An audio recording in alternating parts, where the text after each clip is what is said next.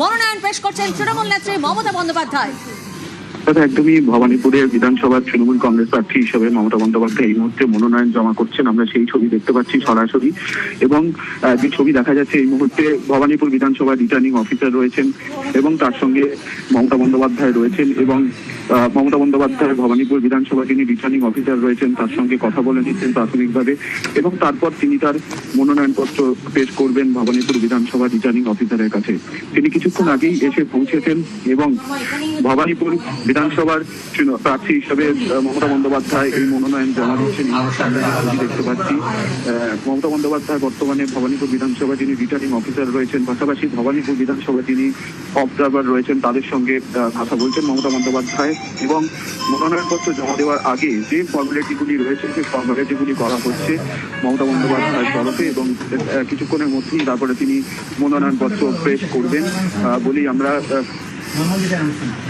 ঘোষণা শুনছেন। 159 ভবানীপুর বিধানসভা কেন্দ্রের তরফ থেকে আজ 7ই এপ্রিল 2026 বেলা 11টায় আমাদের নমিনেশন প্রক্রিয়া শুরু হচ্ছে।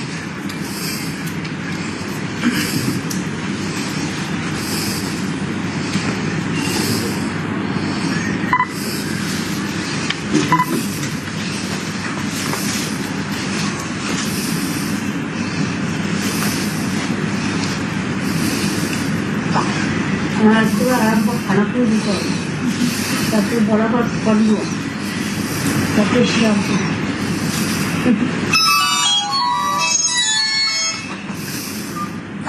ওটা করা আমার ম্যাটার নয়, অভ্যাসে এমনিতেও নিজেরা করে আমার কাছে ঘরে যা বাইরে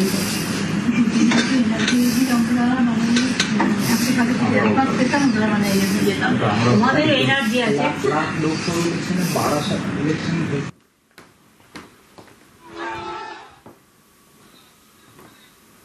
মনোনয়ন পেশ করলেন তৃণমূল নেত্রী মমতা বন্দ্যোপাধ্যায়। যে ছবি এই মুহূর্তে আপনারা দেখছেন, ঠিক সকাল 10:30 নাগাদ কালীঘাটের বাড়ি থেকে রওনা হন তিনি, এবং নির্ধারিত সূচি অনুসারে আলিপুর সার্ভে বিল্ডিং এ পেশ করলেন নিজের মনোনয়নপত্র তৃণমূল নেত্রী মমতা বন্দ্যোপাধ্যায়। সোমরাজ প্রতিনিধি আমাদের সঙ্গে রয়েছেন, সরাসরি যোগাযোগ করবো সোমরাজের সঙ্গে। সোমরাজ,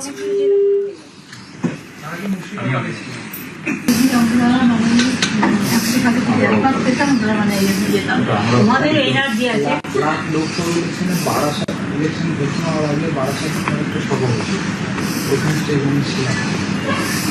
আচ্ছা আচ্ছা, ওই গভর্নমেন্টের পরিষেবা করে আছে।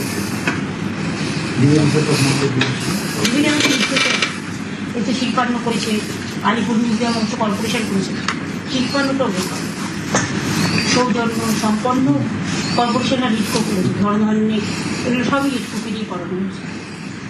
পিডাব্লিউডি করেছে, বাট সম্পর্ক যেটা এটা আমি 3 বার, যদি ঠিক না থাকে আমাকে প্লিজ একবার জানাবেন। এটা ফটোটা আছে, কিন্তু ফটো দেখবেন সবার জন্য এক সাইজ হয়। আগেরবার আমি কিন্তু ডিসক্রিমিনেশন দেখেছিলাম, সেটা যেন না হয়, সবার জন্য এক হয়, সেটা আমরা অন্য কিছু নয়।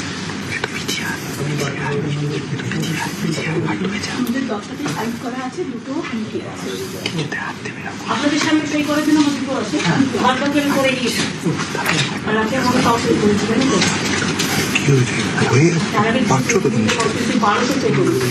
আমার নামটাও বল, টাইটেলটাও বল,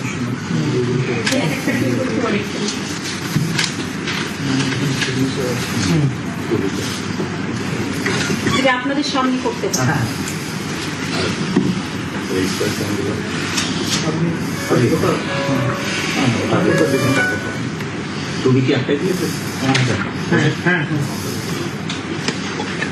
ভালো করে দেখুন, পরে কিন্তু বলবেন না যেটা হয়নি।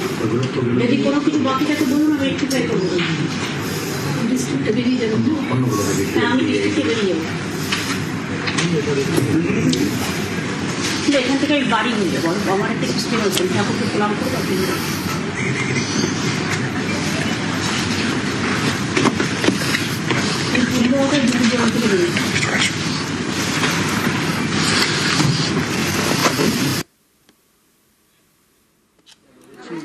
যে ছবি, যে খবরে এই মুহূর্তে আমরা নজর রেখেছি, মনোনয়ন পেশ করলেন তৃণমূল নেত্রী মমতা বন্দ্যোপাধ্যায়।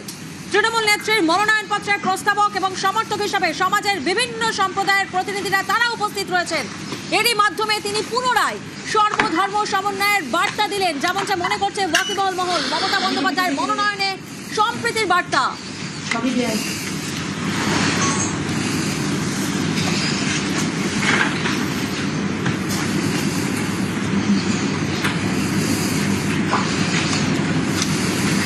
আমি Saint Xavier Catholic University walkover বিশ্ববিদ্যালয়ের ডক্টর ডিগ্রি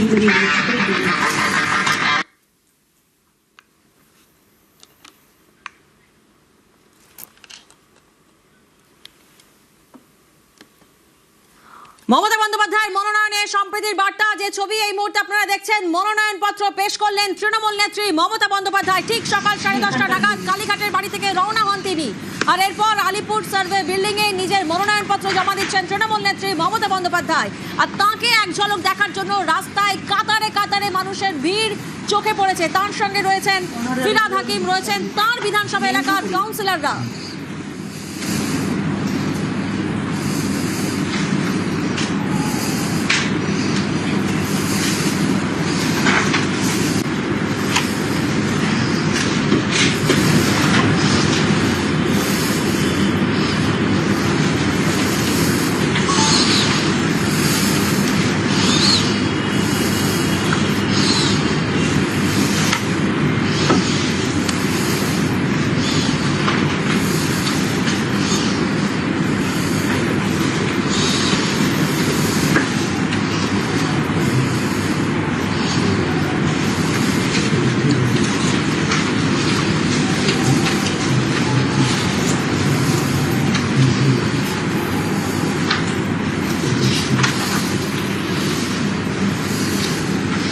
দিন ভিতরে রাখতে হয়, তাই কিন্তু ওটা আমি সই করি। আর যেহেতু আমি একই রকম করছি সব জায়গায়।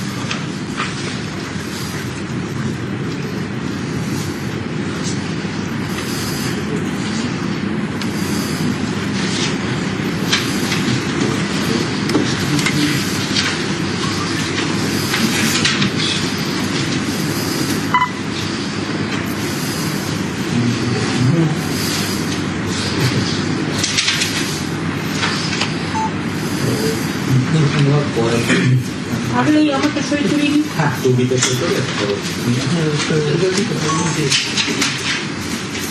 কি অবজারভার ঠিক আছে তো?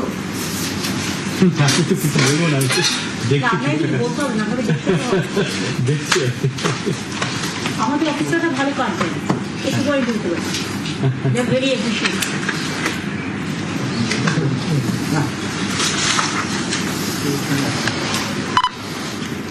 ওটা আপনাদের সামনে দিলে তো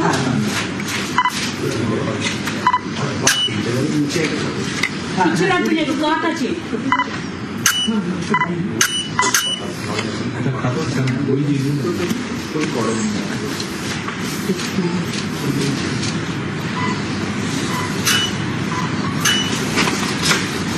এটা সামনে করবো বলে করি। আরেকটা আছে আরেকটা ব্যাগ লাগানো আছে।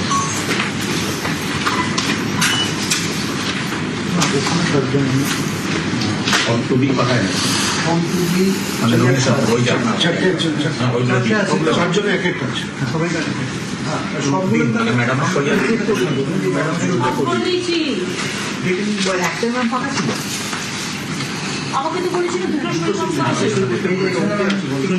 একটু আপনাদের দেখুন, একটা সই ওখানে কোথাও আছে, সবুজ ট্যাগ লাগানো আছে। ও আছে শপথে, বাংলা শপথ। আপনাদের কাছে যে ম্যামের ফর্মগুলো আছে আচ্ছা ঠিক আছে, প্রপোজালটা দেখে নিন। শপথটা করে দিন দিন তাই। আগে আপনি শপথ নেবেন, তারপরে ঠিক আছে ওদেরগুলো দেখতে থাকুন যতক্ষণ শপথটা করবি। আমি শপথ নিন না, এবার আপনি একটা বলতে পারেন শপথ। আমি মমতা ব্যানার্জি পশ্চিমবঙ্গের বিধানসভার একটি আসন পূর্ণ করার উদ্দেশ্যে মনোনীত হয়ে সত্যনিষ্ঠার সাথে প্রতিজ্ঞা করছি যে আমি বিধি দ্বারা প্রতিষ্ঠিত ভারতের সংবিধানের প্রতি সম্পূর্ণ শ্রদ্ধা ও নিষ্ঠা জ্ঞাপন করব এবং আমি ভারতের সার্বভৌমত্ব ও অখণ্ডতা রক্ষা করবে মমতা ব্যানার্জি। এবার সেটা করি এখানে আপনাদের হ্যাঁ দরকার নেই। আর আমরা করবো না, ওটা ম্যাডাম নামটা লিখুন। এখানে আপনি নামটা দেবেন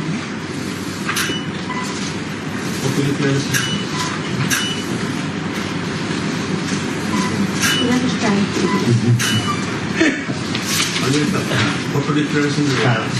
এবারে সাজিয়ে ফেলো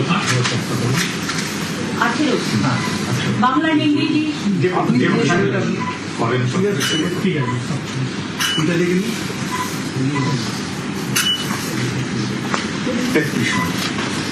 ওটা তো চারটে লিখে জমা দেবেন।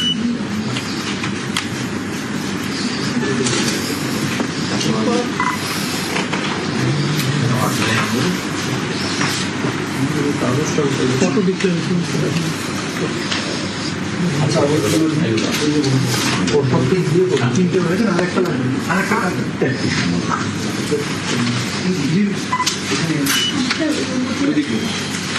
চারটে দেওয়া হয়ে গেছে হ্যাঁ চারটে দেওয়া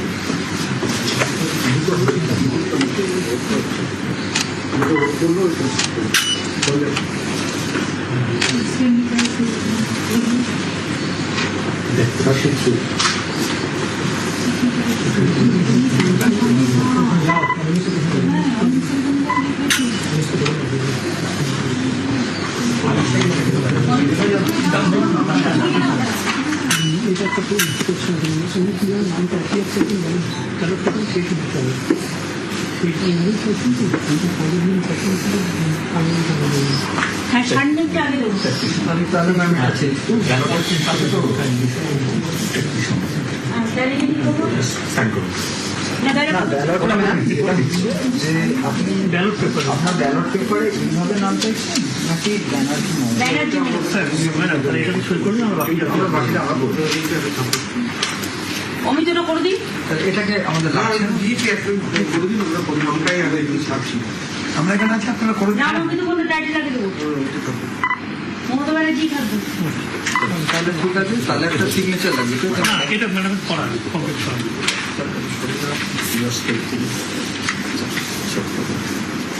এখানে এই সিগনেচারটা উপরে নো প্রবলেম এই পাবলিক ডিফিনিশন মানে হ্যাঁ, সব আমরা সব পেয়ে পেয়ে দিই।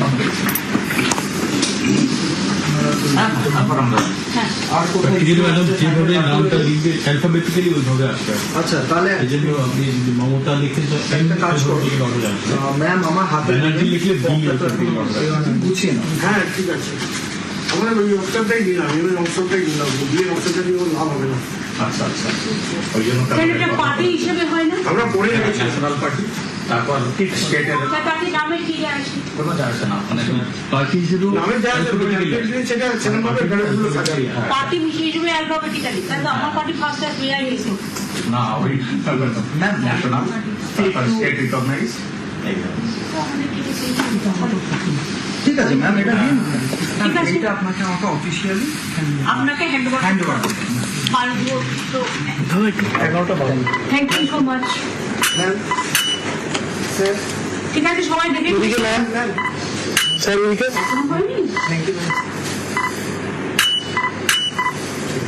এভরিথিং ইজ অল রাইট আপনারা সবাই ভালো থাকবেন আগাম অ্যাডভান্স শুভ নববর্ষ থ্যাংক ইউ সো মাচ আবার দেখা হবে আপনার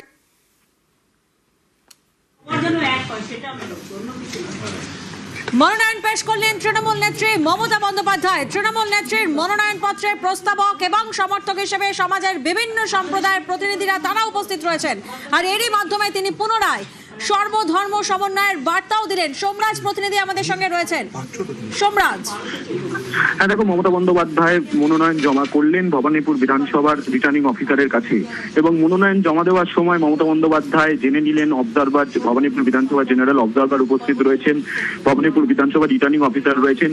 তিনি যে কাগজপত্রগুলি জমা দিয়েছেন, যে নথিগুলি জমা দিয়েছেন, যে ডিগ্রিগুলি জমা দিয়েছেন সেগুলি ঠিকঠাক আছে নাকি তা তিনি খতিয়ে দেখতে বললেন নির্বাচন কমিশনার অফিসারদের এবং তিনি জেনে নিলেন সব কাগজপত্র ঠিক আছে নাকি।